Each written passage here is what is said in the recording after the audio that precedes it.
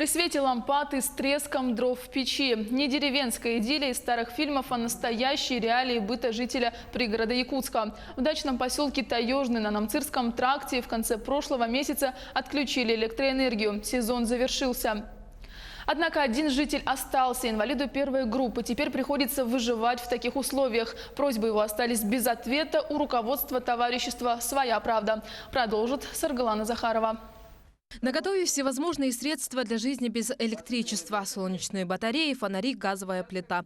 Маленький дом согревает печка, но все равно прохладно. Тудор Чебан живет здесь с 2005 года. Купил дачу, завел огород, разводил кроликов и коз. Но в прошлом году обморозил ноги, пришлось ампутировать. А вместе с этим и отказаться от хозяйства. С тех пор началась черная полоса в жизни. Сколько я находился в больнице, ко мне на территории, на этой моей частной собственности, зашел человек. Исчезл мотоплуг, сварочный аппарат, бензопила, насос глубинный и 35 метров шланга, который я поливаю, огород поливал. Но нету их и вообще. Но сдаваться мужчина не собирался, да и сейчас, несмотря на инвалидность, планирует расширять теплицы и грядки. Огород и самого кормит и прибавка к небольшой пенсии. Все на коленках в прямом смысле. Однако 31 октября в садовом товариществе отключили электричество. По словам Тудора, это все проделки председателя СНТ «Таежный». Женщина пытается выжить его со своей же территории. В этом году было такое собрание в июне месяце. Я хотел туда попасть. Написал себе в журнале то, задавать какие вопросы.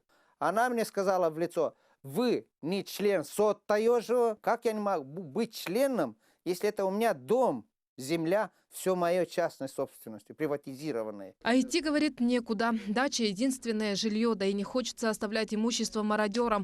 Купить квартиру не может, ипотеку никто не даст. У Тудора нет российского гражданства, хотя в стране он живет уже 19 лет, а в республике 14. Каждый раз на запросы приходит один ответ – очередное продление вида на жительство. Мне не надо на том свете гражданства, мне на этом свете нужен гражданство. В том, что я хочу жить в той стране, которой я люблю ее. Я ничего ни в чем не виноват перед ней. Я хочу тут жить. От обиды Тудор уже не может сдерживать слезы. Почти треть жизни – борьба за место под солнцем. А сейчас еще и за свет в доме. Мы обратились к председателю товарищества. У Галины другая версия происходящего. За прошлую зиму долгов накрутилось по энергетике аж на 60 тысяч рублей. Тогда оставался жить в дачном поселке только Тудор. Выплачивать такую сумму он отказался. Говорит, что физически не смог бы истратить столько энергии. Пришлось ее разделить на всех дачников и погасить задолженность. Отключение электроэнергии у нас происходит уже с того года. Общим собранием членов нашего СНТ «Таежный». Есть протокол. В этом году тоже также проводили собрания по этому поводу. Да, у нас были долги.